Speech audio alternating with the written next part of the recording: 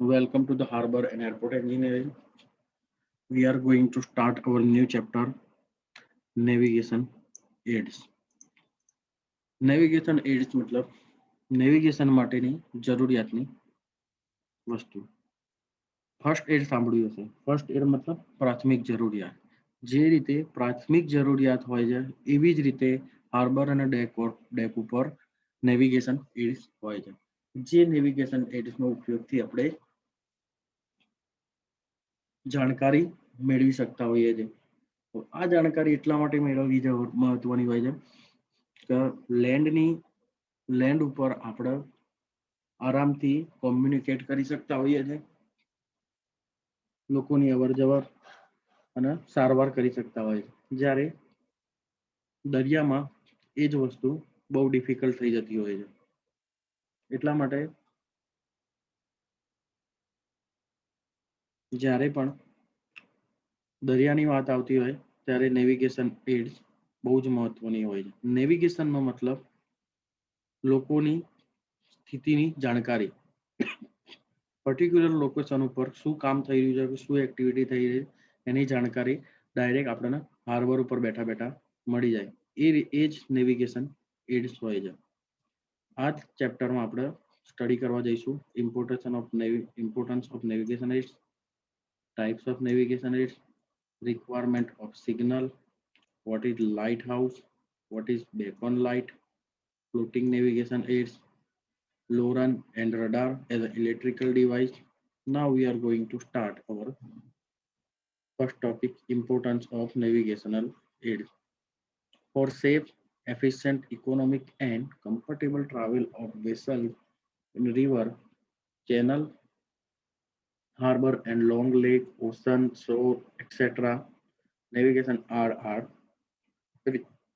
necessary, similar to the facilities provided in the airport to safe landing and takeoff or in shipping traffic also.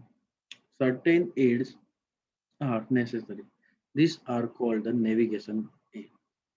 They are provided in the river, entrance canal, harbor, and also along the lake and seashore.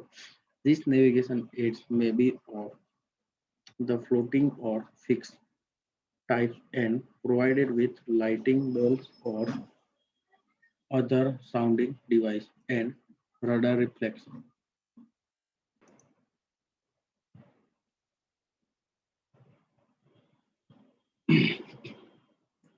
Purpose to avoid dangerous zone like rock, outcrop and sandbars, also same as a iceberg, to follow proper harbor approach, to locate port specialty during night and bad water condition, resulting in a poor visibility due to fog or cloud.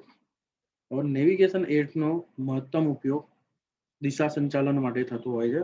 કારણ કે દરિયો એટલો વિશાળ હોય છે તો એમાં દિશા નિર્દેશ આસાનીથી સમજ આવતા નથી. તો એ સમજવા માટે જનરલી આપણે નેવિગેશન એડ્સનો ઉપયોગ કરતા હોઈએ છીએ. પર્પઝ જોઈ લીધું આપણો. or types of navigation aids. There is two types of navigation aids, fixed type and a floating type. Fixed type માં આવશે lighthouse, beacon light, light on piers, waves and dolphins. And floating type માં આવશે buoys and light ship. આ બંને temporary ટાઈપના અને આ જ્યારે પરમનન્ટ ટાઈપના કહી શકાય. Signal, fixed signal are built on a land close to shore or in the sea on the submerged. Depending upon the types of service they render and visibility range, the navigation aids are classified as coast approach light station, obstruction light station, approach canal light station, harbor light signal. Signal. What is signal? Signal એવી વસ્તુ છે કે જેમાં શબ્દોના આદાન પ્રદાન વગર એક માહિતી એક જગ્યાએથી બીજી જગ્યા ઉપર પ્લેસ કરવાની. હાર્બર એ એટલું મોટું પ્લેસ છે કે જ્યાં આગળ વર્ક કરવા માટે અમુક પ્રસાધનોનો ઉપયોગ કરવો પડતો હોય છે, જેમાંથી સિગ્નલ પણ વન ઓફ ધ બેસ્ટ છે. દર વખતે કોઈ કોમ્યુનિકેશન વર્બલી કરવી શક્ય નથી થતી, કે જે સિગ્નલ દ્વારા ક્લિયર થઈ જતી હોય છે. રાત્રના ટાઈમમાં અથવા દરિયાના દૂરથી કોઈ વસ્તુ આવતી હોય તો એને આવવા દેવી ના આવવા દેવી એના સિગ્નલથી આદાન પ્રદાન કરવામાં આવતું હોય છે.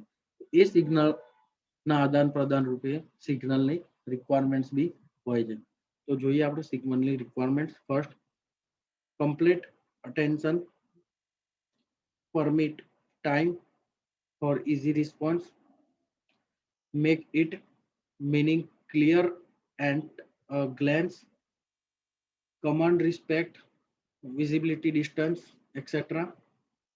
Now I get lighthouse. Simple overview લઈ લઈએ. They are tall tower structure built of masonry or reinforced concrete. A marine beacon light lantern is provided on the top of the tower. A tower is divided into number of floors. The tower floors, the lower floor are used as a service, storage and living room for the maintenance and working of light. The tower are created on point along the shore to guide vessel to nearby port.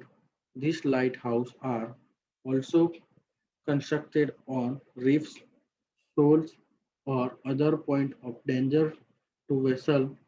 The tower floors are accessible by a flight of winding stair from bottom to top.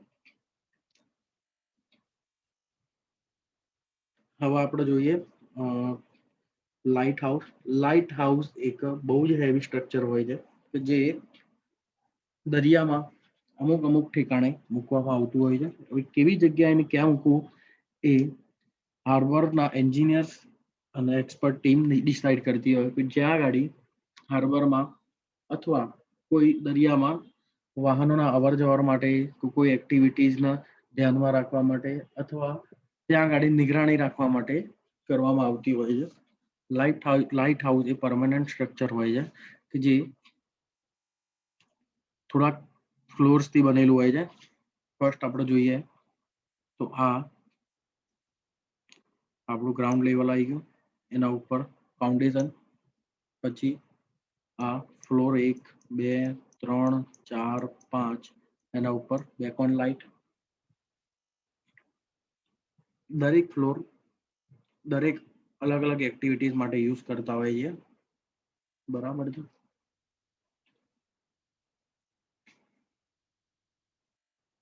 બેકોન light, light હાઉસના ઉપર જે light હોય છે એના બેકોન light કહેવામાં આવે છે. બેકોન લાઇટથી observation ice અથવા કોઈ ઓબ્ઝર્વર ત્યાં ઊભો હોય અથવા કોઈ માણસ અથવા કોઈ ઓફિસર એની નિગરાણી કરવા માટે લાઇટ હાઉસ પર એક છેડાથી બીજી ઇન્ફોર્મેશન બીજા છેડા સુધી પાસ ઓન કરવા માટે એ બેકોન લાઇટથી ઓબ્ઝર્વેશન આઈસ સુધીના રિક્વાયરમેન્ટ કરવામાં આવતી હોય છે. બેકોન શું છે? બેકોન ડિસ્ટ્રિક્ટિવ જીઓમેટ્રિકલ ફિગર પેઇન્ટેડ ડિસ્ટ્રિક્ટલી, અને એ વુડન અથવા આરસીસી ઉપર લગાવેલી હોય છે. અને આ વસ્તુ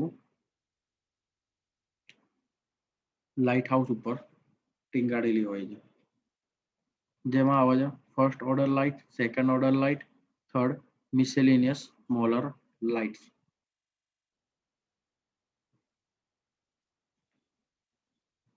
નેક્સ્ટ ચેપ્ટરથી આપણે ફ્લોટિંગ નેવિગેશન એડ્સનો ઉપયોગ જોઈશું.